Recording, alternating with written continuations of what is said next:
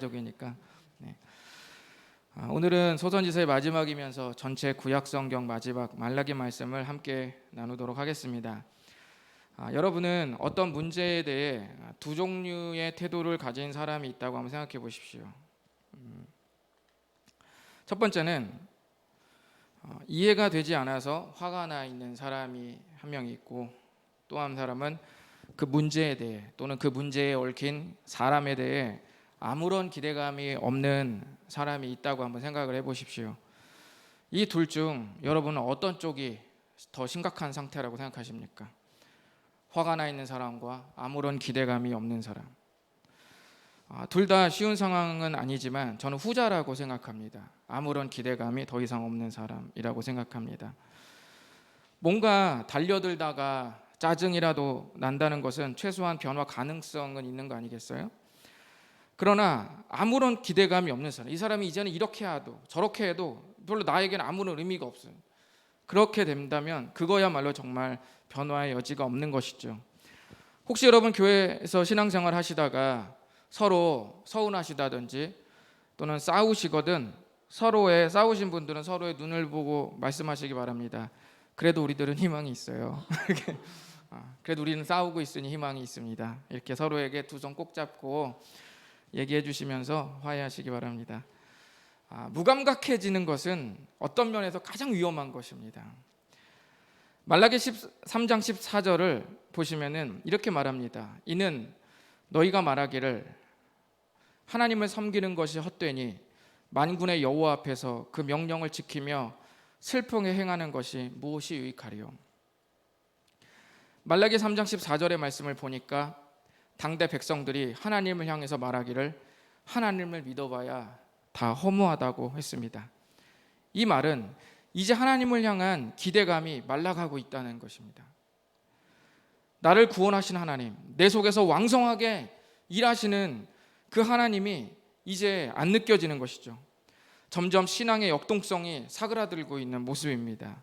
현재 말라기서가 기록되는 당시 무슨 일이 일어나고 있을까요? 이스라엘은 나라를 잃고 뿔뿔이 흩어져 있는데 약 50년 만에 기적적으로 고국 땅 예루살렘으로 귀환하는 기적을 경험합니다. 이건 학개와 스가랴 때 제가 여러 번 말씀하셔서 아마 들으신 분은 다 아실 겁니다. 기적적으로 고국 땅 예루살렘으로 이제 귀환을 했죠. 페르시아 왕 고레스 2세가 하나님을 믿지도 않는데 이스라엘 민족이 고국 땅에 가도록 허락해 줬을 뿐만 아니라 무너진 성전을 다시 지으라고 적극 권장해 줬습니다. 백성들은 벅찬 감격을 갖고 여호수아와 스룹바벨이 이끄는 흩어져 있는 4만 2천여 명이 모여서 예루살렘으로 귀환하게 됩니다. 그리고 거기서 곧바로 그 다음 해에 성전의 기초를 놓습니다. 하지만 먼저 일찍부터 이스라엘 땅에서 정착해 있는 외국 사람들이, 그 이전에 있던 나라들이 이주 정책을 펴서 해외에 있는 사람들이 이스라엘 땅으로 많이 유입이 됐거든요. 그 사람들이 이미 100년 전부터 쭉 정착을 하고 있었어요. 그러니까 그 사람들이 이제는 그 동네와 지역에 유지가 되어 있었던 것이죠. 그 사람들이 성전 공사를 방해하면서 약 18년간 공사가 중단됩니다. 하지만 하나님께서 학개와 스가랴 선지자를 보내셔서 의기소침해 있는 백성들의 신앙을 다시 뜨겁게 불타오르게 했습니다. 그래서 주전 516년에 드디어 성전을 완공합니다. 성전이 다시 세워지자 사람들은 생각했습니다. 와, 이 성전 짓고 있을 때 하나님께서 분명히 학개 선지자를 통해서 이 성전을 통한 진정한 나중 영광이 정말 크다고 하셨으니 이제 이 성전이 완공됐고, 와, 이제 우리는 왕년의 영광을 금방 되찾겠지? 백성들은 하나님을 향한 기대감에 부풀어 오르기 시작했습니다. 이제는 꽃길만 걸을 줄 알았습니다. 말라기서는 바로 그 꽃길만 걸을 줄 알고 기대감에 부풀어 있는 그 순간으로부터 약 60년이 흐른 후의 이야기입니다. 성전만 다시 지으면 어떤 변화무쌍한 일들이 일어날 줄 알았는데 백성들이 기대한 일들은 전혀 일어나지 않았습니다. 그러자 서서히 기대에 부푼 그 성전을 완공했던 사람들이 그 하나님 앞에서 그 기대감이 말라가고 사그라들기 시작했습니다.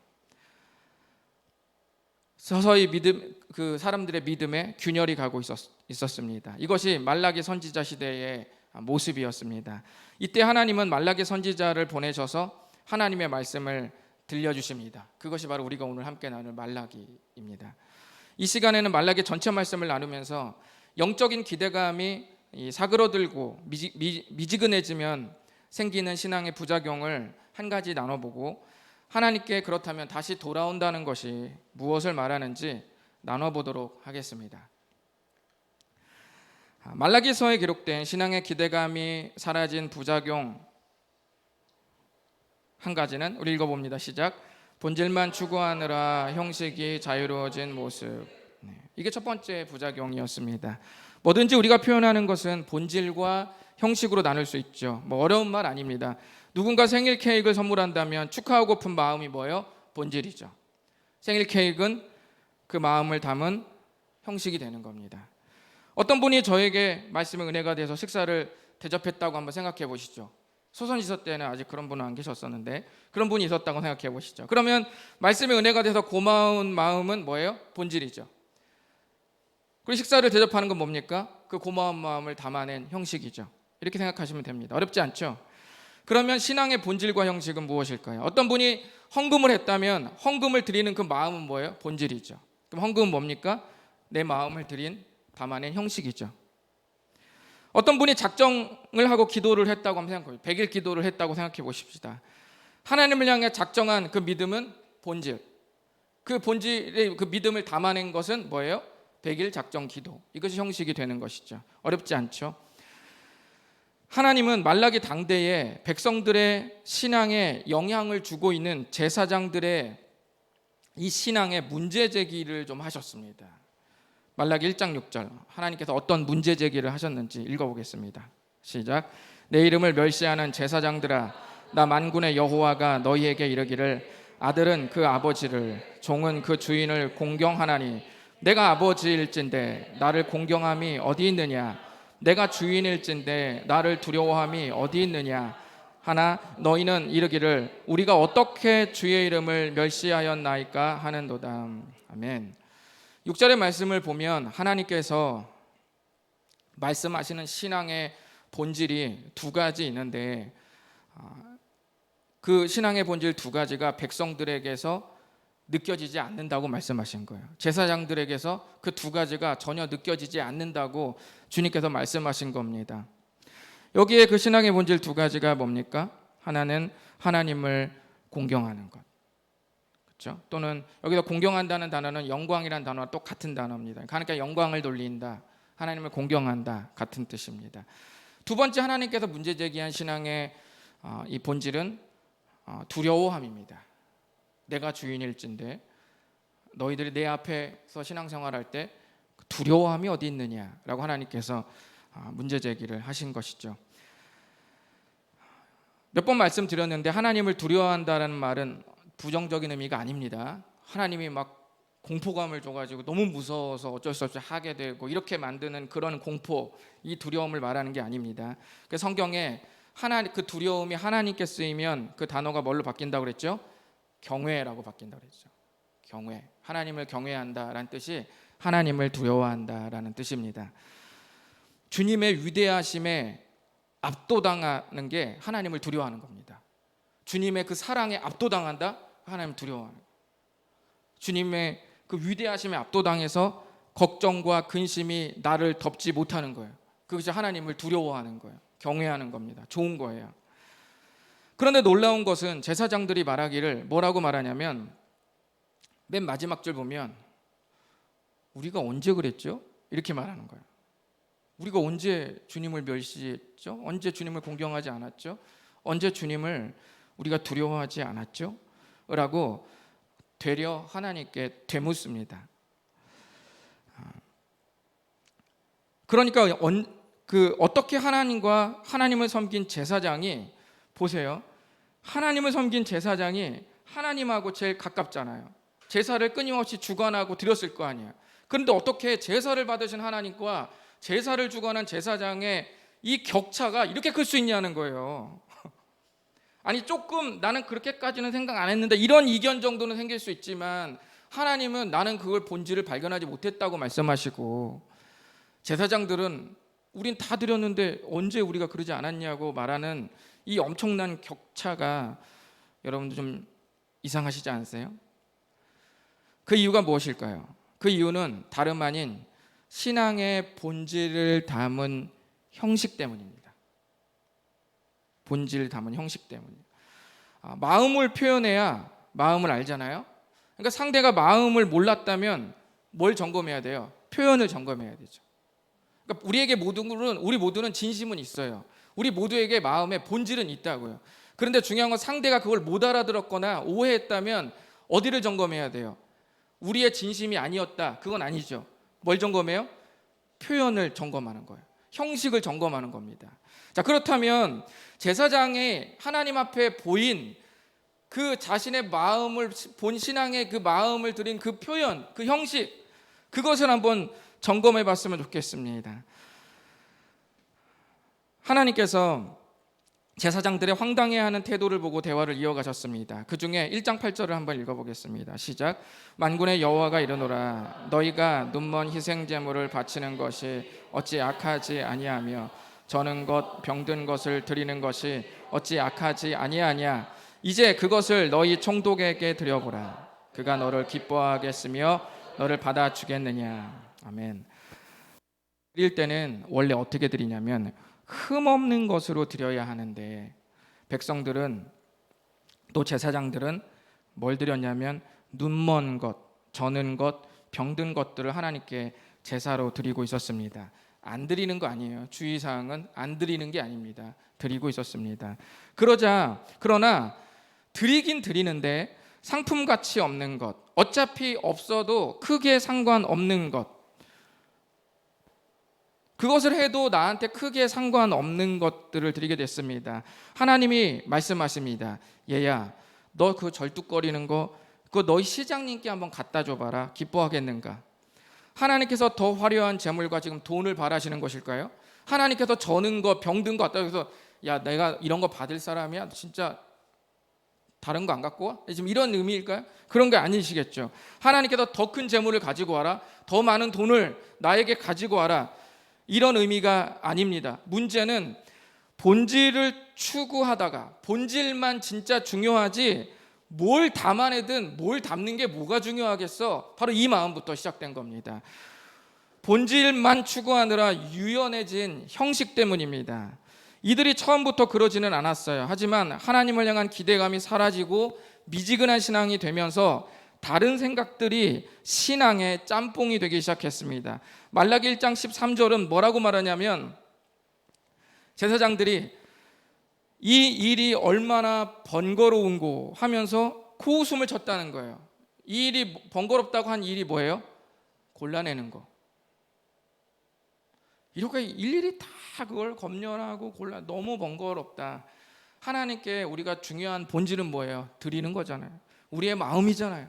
그러니까 이런 것까지는 생략해도 괜찮지 않겠냐는 거죠. 이게 점점점 그들의 마음에 생겨난 형식이 유연해진 변천사입니다. 그들은 이제 뭔가를 지키는 것에 피곤함을 느끼고 번거롭게 느껴졌습니다. 요즘 시대에 그래도 이 정도면, 그래도 나 정도면 괜찮지 않겠어 라는 생각 같은 겁니다. 드린다는 것이 중요하지 뭘 드린다는 게 뭐가 그렇게 중요하겠어. 그러면서 신앙을 표현하는 형식이 아주 자유로워지게 된 겁니다. 어떤 면에서는 맞는 말씀이죠. 본질을 담아내기 위해서 여러 우리가 신앙의 표현을 할 수 있습니다. 어떤 면에서는 맞습니다. 그럼 여러분 제가 말씀드리니까 이건 어떤지 한번 평가해 보십시오. 여러분이 결혼을 하거나 여러분의 자녀가 결혼을 하는데 제가 교회 봉투에다가 축의금을 1,000원을 넣어서 보냈다고 한번 생각해 보십시오. 어때요? 제가 똑같이 말해 볼까요? 드린다는 게 중요하지. 뭐가 그렇게 중요해? 뭘 드리는 게 뭐가 중요하겠어? 여러분이 봉투를 열고 어떻게 생각을 하시겠습니까? 제가 지금 돈을 말하는 것이 아니라 헌금을 말씀드리는 것이 아니라 우리가 마음을 표현할 때 마음이 중요하다고 해서 표현을 아무렇게나 하지는 않는다는 거예요. 복음을 소중히 여기는 사람은 전도주를 둘 때 소중히 주지 이걸 꾸겨가고 던지지는 않는다는 거예요. 던져도 메시지는 확인할 수 있잖아요. 그렇다고 해서 이 내용이 중요하다고 해서 전도지를 구겨서 던져서 상대방에게 전달하지는 않는다는 겁니다. 내가 하나님이라고 생각하고 신앙생활을 해보시면 금방 아실 겁니다. 많은 분들은 마음이 중요한 것이지 표현은 중요한 것이 아니라고 생각하실 수 있습니다. 그러나 마음과 그 마음을 표현하는 것은 조화로울 수밖에 없습니다. 진심 어린 표현에서 진심을 느끼지 성의 없는 표현에서 진심만 전달되면 된다는 상상을 하지는 않습니다. 그 누구도 그렇게 관계를 맺지는 않습니다. 그렇다면 백성들과 제사장들의 마음에 숨어있는 근원을 좀 더 우리가 따라가 보겠습니다. 그렇게 유연해진 근원을 좀 더 따라가 보겠습니다. 여러분, 왜 이 제사장들과 백성들이 눈먼 것, 저는 것, 병든 것들을 가지고 왔을까요? 여러분께 한번 묻겠습니다. 눈먼 것, 저는 것, 병든 것을 주님께 가져왔다면 원래 드려야 할 건강한 것은 어디로 갔을까요? 누구께 됐을까요? 나의 것이 된 거죠. 그거를 우리가 볼 수 있어야 됩니다. 바로 이 지점에서 형식이 자유로워도 되잖아 라는 마음이 시작되었다는 것입니다. 여기서부터 시작됐다.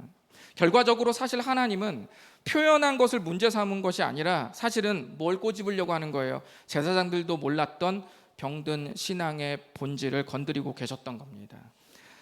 하나님은 무조건 형식이 자유로워진다고 해서 그것을 죄로 본다거나 부정적으로 생각하시지는 않습니다. 다만 여러분의 결정이 여러분의 주관적이고 이기적인 해석에서 비롯되었다면 그것은 매우 재고할 필요가 있습니다. 하나님께서 애초에 말씀하신 본질 두 가지가 무엇이었죠? 첫 번째는 하나님을 공경하는 것, 영광 돌린다는 것 같다고 했죠. 두 번째 본질은 뭐라고 그랬어요? 하나님을 두려워하는 것이라고 그랬죠. 당대 제사장들의 신앙의 표현에서 여러분은 이 두 가지를 느끼셨습니까? 우리는 코로나 2년여의 사회적 거리두기라는 시간을 가졌습니다. 어쩔 수 없는 이 전염병 사태로 인해서 2년 동안 우리가 비대면 예배를 오랫동안 드려왔습니다. 이때부터 온라인 예배라는 새로운 문화가 생겼습니다. 그 전까지는 현장 예배라는 말이 없죠. 그냥 예배는 현장에서 드리지 갑자기 현장 예배라는 말이 어디서 났겠습니까? 비대면 예배가 생기면서 현장 예배가 함께 생겼습니다.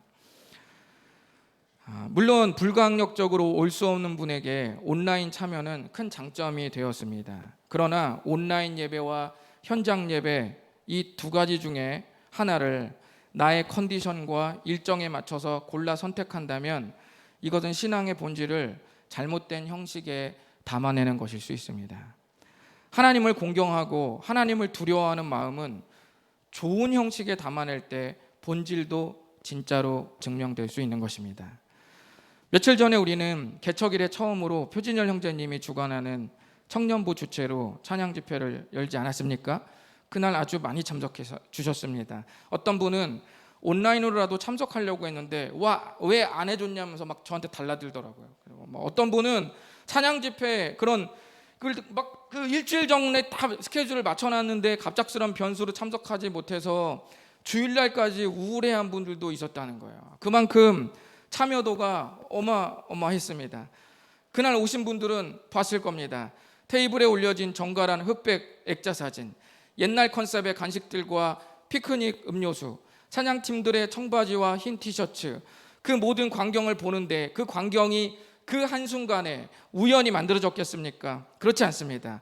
성도들의 흑백 사진을 오랜 시간 여러 차례 권면해서 받아낸 이가 있었고, 흑백 사진을 인화해서 액자를 맞추도록 신청한 이가 있었고, 간식을 구입한 이가 있었고, 11곡에 되는 찬양곡들을 은혜롭게 반주하기 위해서 세션들의 오랜 연습이 있었고, 콘티를 고민한 이가 있었고, 그날 참석을 독려하기 위해 연락한 이가 있었고, 오전과 저녁마다 기도한 중복 기도팀이 있었고, 또 간간히 짬내서 기도하는 다른 청년들과 성도들이 있지 않았겠습니까? 보이지 않는 그 광경을 볼 줄 알아야 펼쳐진 광경도 감동적으로 즐길 수 있는 것입니다. 내가 인생길을 눈으로 보면서 걷고 있을 때 내 인생의 이면에서 진짜 불같이 일하시는 하나님을 떠올릴 수 있어야 하나님이 하셨다는 고백으로 하나님께 영광 돌릴 수 있는 겁니다. 하나님께 영광 돌린다는 말이 무슨 말이냐면, 내가 하고 있는 모든 일상의 그 삶 속에서 주님이 나의 이면에서 피 흘리며 싸우시는 그 주님, 그 열심 내시는 주님을 내가 인정할 수 있어야 하나님께 영광도 돌릴 수 있는 겁니다. 또 제가 방금 말씀드린 것 중에서 1년의 모든 준비 활동들이 본질입니까? 형식입니까? 형식이죠. 피크닉을 꼭 사야 되나요? 옛날 간식을 꼭 놔야 됩니까? 청바지를 꼭 틴티에 맞춰서 입었어야 됩니까? 베이스가 없었으면 안 되는 겁니까? 모든 것들은 다 형식이었습니다. 있어도 되고 없어도 되는 거지만 있게 하기 위해서 모든 사람들이 몸부림쳤습니다. 은혜로운 찬양 집회라는 본질을 생각하고 위와 같은 형식에 담으면 거기서 진짜 은혜로운 본질이 성취되는 겁니다. 하나님을 사랑한다는 본질만 중요하고 그것을 담아내는 신앙생활이 느슨해진 것이 하나님을 향한 기대감이 사라져갈 때 생긴 부작용이라는 것, 여러분 꼭 기억하시기 바랍니다. 자, 그러면 이런 신앙에서 하나님께 우리가 돌아간다는 것, 그것이 무엇인지 한번 생각해 봤으면 좋겠습니다. 그러면 읽어보겠습니다. 시작.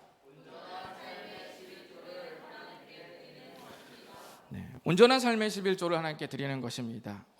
이제 11조 딱 나오니까 어떤 분은 이제 마음의 준비를 하면서 이것은 내가 상당히 긴장하면서 들어야겠구나 이런 하시는데, 꼭 11조가 꼭 그 11조만을 말하는 건 아닙니다.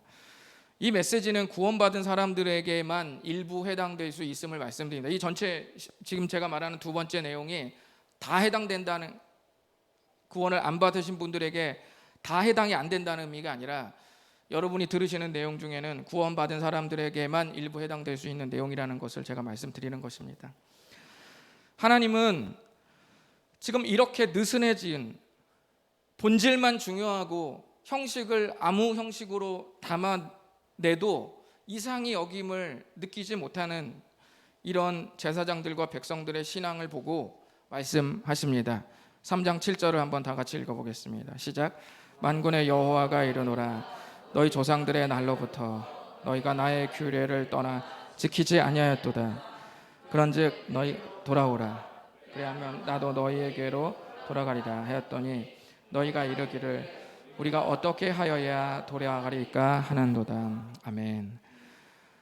그들에게 하나님은 말씀하십니다. 다시 돌아오라, 다시 내게로 돌아오라.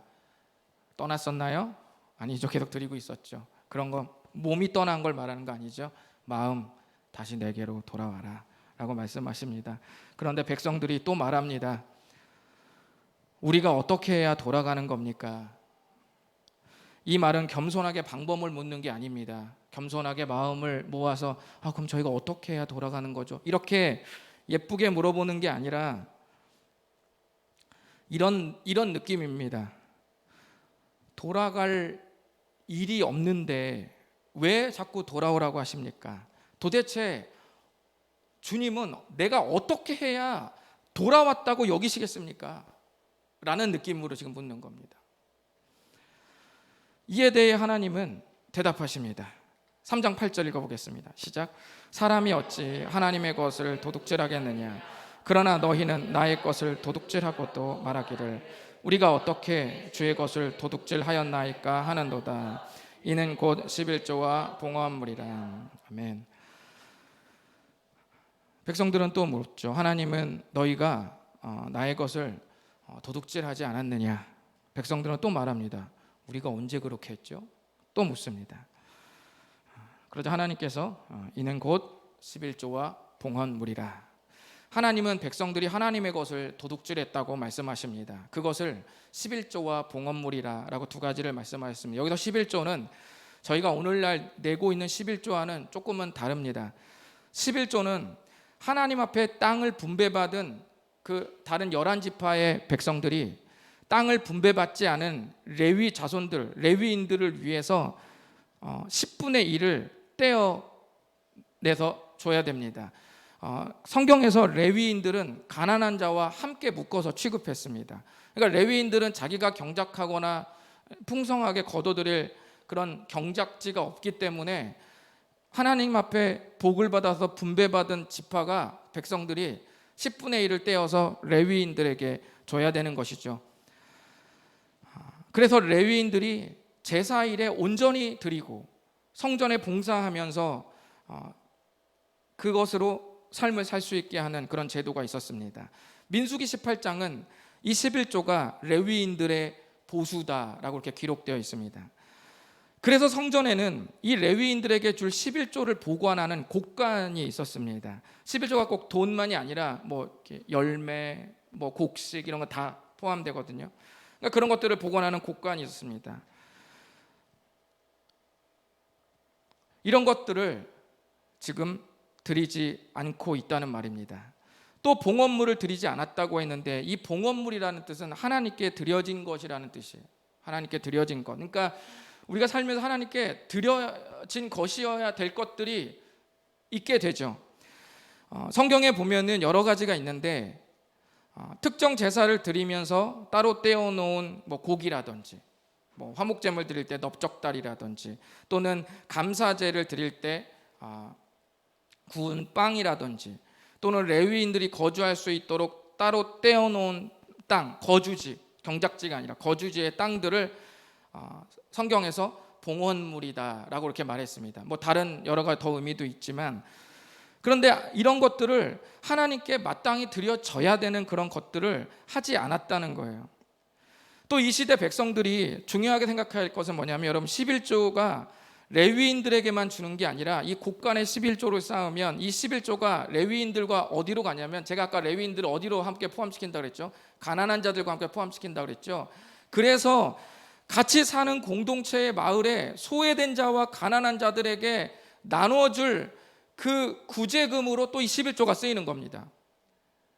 레위인들과 함께 사는 공동체의 연약한 지체들에게 도움을 보태기 위한 용도로 이 11조가 동시에 함께 쓰이는 겁니다. 그러니까 이 시대는 11조가 가난한 자들과 소외된 자들을 구제하는 사회 제도하고도 맞물려 있는 것입니다. 그런데 이 11조를 드리지 않았다는 말은 단순히 나의 소득을 드리지 않는 것을 넘어서서 함께하는 공동체 중에 연약한 자들을 외면하고 그리고 서로 동의하고 하기로 하고 그것이 해야 사회가 유지되는 마땅한 의무들을 이제는 전혀 하지 않고 있는 그 모습까지 같이 다 포함시키는 겁니다. 그러므로 11조는 단순히 돈 이야기가 아니라 소외된 자들을 살피고 진짜 나의 모든 은혜의 근원이 오직 주님이라고 고백하는 사람들이 드린 믿음의 표현으로 인해서 연약한 교회 가족까지 책임질 수 있는 힘을 가진 공동체로 만드는 것과 이 11조는 전부 연결이 되어 있는 것입니다. 그런데 우리는 이 말씀을 보면서 독특한 하나님의 표현을 보게 됩니다. 그것은 11조를 내지 않은 사람들에게 하나님이 뭐라고 그러시냐면 너는 왜 너 거에서 10분의 1을 내지 않니? 라고 말씀하시지 않고 이렇게 말씀하셔요. 굉장히 공격적으로 말씀하십니다. 뭐라고 말씀하시냐면 사람이 하나님의 것을 도둑질하게 있느냐 이렇게 말씀하십니다. 원어에는 하나님의 것이라고 되어 있지 않고 하나님이라고 되어 있습니다. 사람이 어찌 하나님에게서 그거를 빼앗아갈 수 있느냐 이렇게 말씀하신 것이죠. 이상하죠? 내가 수확한 것을 드리지 않은 것인데 일부를 드리지 않은 것일 뿐인데 하나님은 마치 원래 하나님의 것이었는데 그것을 우리가 빼앗은 것으로 말씀을 하십니다. 여기서 구원받은 사람들은 생각해 봐야 됩니다. 나는 나의 것을 하나님께 드리지 못했는가? 아니면 원래 하나님의 것이었던 것을 도둑질했는가? 나의 것에서 10분의 1을 드리지 못했는가? 아니면 하나님의 것 10분의 10을 남김없이 가져갔는가? 나의 시간을 충분히 하나님께 드리지 못했는가? 아니면 하나님의 시간을 충분히 나의 시간으로 도용했는가? 이것은 나의 전부가 주님이시라는 것을, 주님의 것이라는 것을 인정하는 분들의 고민이 앞으로도 되어야 될 것입니다. 하나님은 이제 백성들에게 도전하십니다. 우리 10절을 다 같이 읽어보겠습니다. 시작. 만군의 여호와가 이르노라 너희의 온전한 11조를 창고에 들여 나의 집에 양식이 있게 하고 그것으로 나를 시험하여 내가 하늘 문을 열고 너희에게 복을 쌓을 곳이 없도록 붙지 아니하나 보라. 아멘. 하나님께서는 10절에 제사장들과 백성들에게 테스트, 도전하십니다. 너의 온전한 11조를 하나님 앞에 그리고 그동안 텅텅 비었던 곳간에 다시 한번 온전한 11조를 내면서 한번 채워 놓아 보아라 라고 말씀을 하십니다. 그럼 하나님께서 하늘의 문을 열고 너희에게 복을 쌓을 것이 없도록 붙지 아니하나 보라 이렇게 하나님께서 말씀하십니다. 오늘날 현대인들에게 그동안 수많은 기독교 역사에서 사람들이 가장 좋아한 구절 중에 하나가 3장 10절입니다. 이 10절을 여러분께서 생각하실 때 어떻게 생각하셔야 하냐면 이 구절에서 너희에게 복을 쌓을 곳이 없도록 붙지 아니하나 보라 라는 이 구절에 여러분의 마음이 확 빼앗긴다면 여러분은 아직 10절의 말씀과 멀리 있는 겁니다. 반대로 내가 정말 하나님을 신뢰해서 나의 삶을 드릴 수 있을까? 라는 근본적인 신앙을 재확인하는 계기의 말씀으로 10절을 읽으신다면 10절은 이미 여러분의 마음속에 들어온 것입니다. 하나님께서 이렇게 말씀하신 이유는 주면 내가 아낌없이 주겠다라는 그런 차원이 아니라 맥락은 뭐냐면 하나님 앞에 하나님을 향한 신뢰가 완전히 무너져 있는 그 순간, 인생에서 다른 것들은 견고해졌지만 하나님을 향한 신뢰는 완전히 무너져 있는 그 마당에 다시 하나님을 향한 신뢰를 쌓아봐라. 그렇다면 내가 너희에게 정말 너희들이 신뢰한 그만큼의 인생의 인도하심을 내가 주는지 안 주는지 한번 점검해봐라, 시험해봐라 라고 이렇게 말씀을 하신 것 안에 이 말씀이 들어가 있는 것입니다. 그리고 여러분 지금 11조의 말씀이 어디에 나왔죠? 어디 맥락에서 나온지 기억나세요? 하나님께서 돌아오라 그랬죠. 그랬더니 백성들이 못 알아들었잖아요. 그 돌아오게 뭐죠? 우리가 돌아올 일이 없는데 왜 자꾸 돌아오라고 하시죠? 라고 하자 이 말씀을 꺼내신 거잖아요. 그러니까 3장의 말씀은 11조가 주제가 아니라 하나님께 돌아오는 신앙이 무엇인가에 대해서 지금 말씀하고 있는 겁니다. 저는 11조에 대한 말씀을 드리면서 이 시대 11조와 지금 우리가 드리는 11조는 분명히 차이가 있습니다.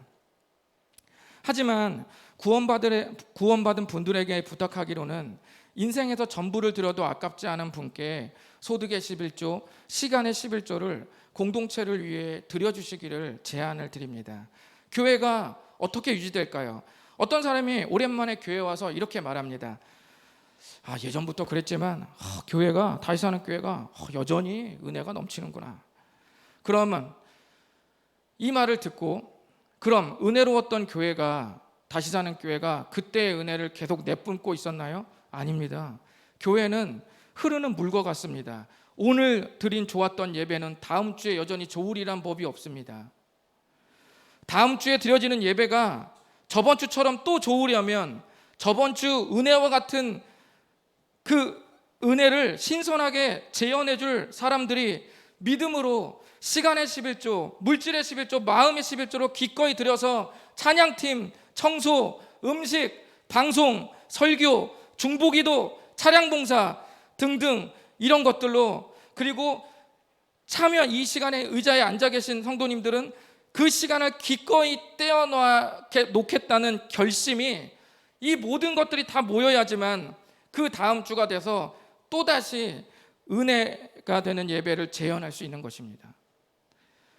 어떤 분이 오랜만에 왔는데 예배가 은혜가 하나도 안 된다고 이제 반대로 한번 해석해 봅시다. 그분이 속으로 이렇게 생각할 수 있습니다. 오랜만에 교회가 왔는데 다시 사는 교회가 변했어. 예전에 은혜가 넘치더니만 오랜만에 오니까 교회가 냉랭해. 여러분 왜 냉랭할까요? 바로 다수의 교회 가족들이 바로 그분처럼 공동체에 기여하지 못했기 때문에 그 공동체의 텃밭을 가꿀 시간과 인력이 없었던 거예요. 그래서 냉랭한 겁니다. 교회가 변한 게 아니라 교회는 생명이라 꿈틀거리는 겁니다. 여러분, 청소 한 달 전에 하시면 한 달 동안 안 하세요? 매일매일 하시죠? 매일매일 물 주고 매일매일 하잖아요. 교회는 이 교회 건물이 교회가 아니라서 이 교회 건물은 다음 주에 와도 변치 않죠. 그 다음 주에 와도 변치 않게 경고 있을 겁니다. 8년간 계속 지속되어 왔죠. 그러나 여기에 모여있는 우리들의 정서와 기쁨, 잔치, 우리가 함께 나누는 이 기쁨의 예배, 환희와 그리고 누구라도 오기만 하면 이 기쁨이 흘러나와서 충전되고 힐링받고 치유받고 회복받는 이 자리, 이 공동체가 유되기 위해서는 저번 주의 은혜가 그냥 그대로 흘러오는 게 아니라 저번 주는 저번 주로 끝난 것이고 이번 주는 이번 주에 자신의 모든 삶의 11조를 쏟아부어서 기꺼이 헌신하는 사람들을 통해서 함께 예배드리는 모든 이에게 은혜가 전달된다는 것입니다. 여러분이 그것을 꼭 알아주시라는 거예요. 하나님은 교회 건물을 성결케 해서 그 안에 들어오는 우리를 은혜롭게 하시지 않습니다. 건물을 은혜롭게 하는 게 아니라 믿음을 가진 사람에게 역사하셔서 그 건물에서 드리는 예배를 은혜롭게 하시는 것입니다.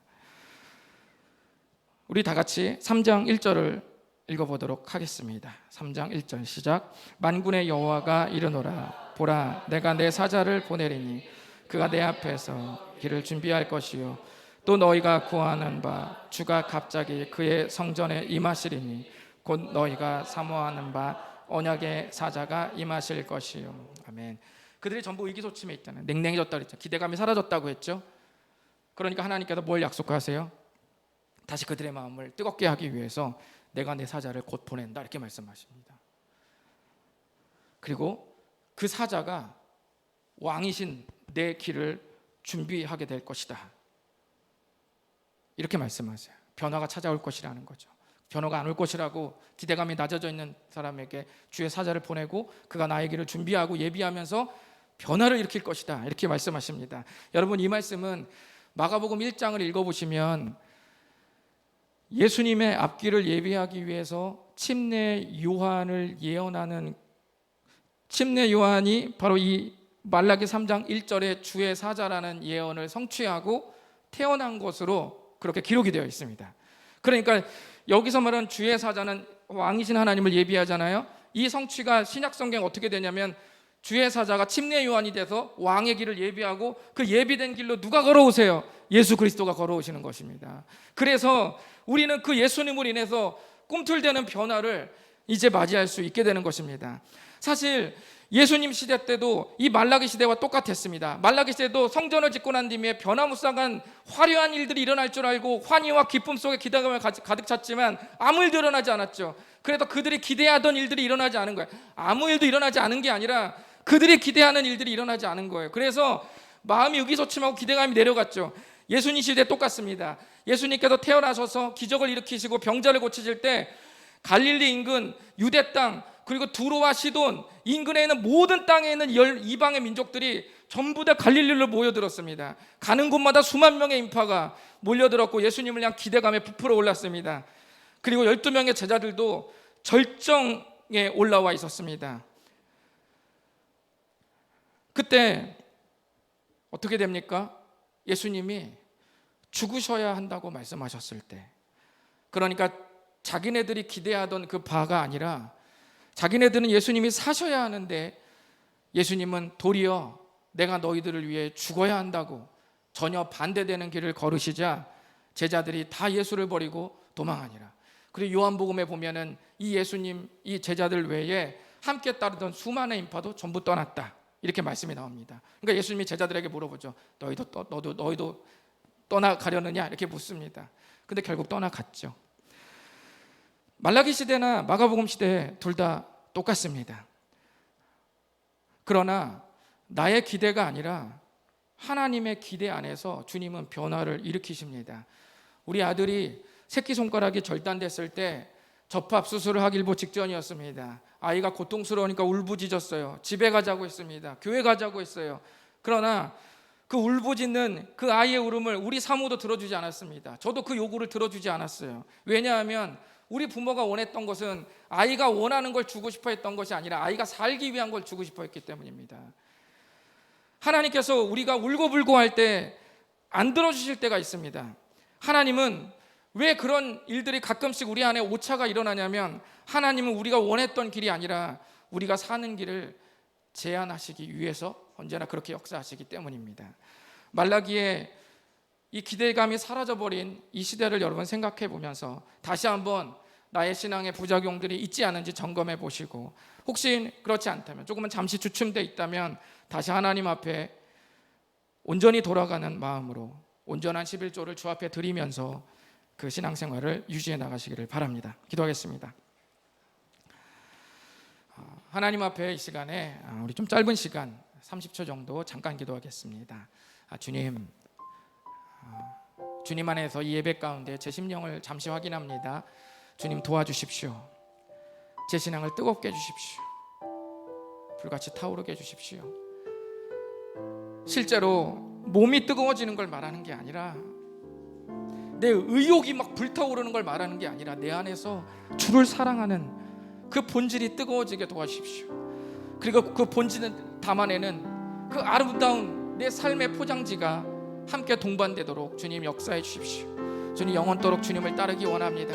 주님, 나의 것에서 10분의 1을 드리는 게 아니라 이미 나의 것이 주님의 것이었습니다. 주여 도와주시옵소서. 하나님이 온전히 나의 모든 인생을 걸고 주님의 전폭적인 인도하심과 보살피심과 예수 그리스도 안에서의 놀라운 혁신적 역동적 변화를 기대합니다. 주님 함께해 주십시오. 다 같이 기도하시면서 주 앞에 나가십니다.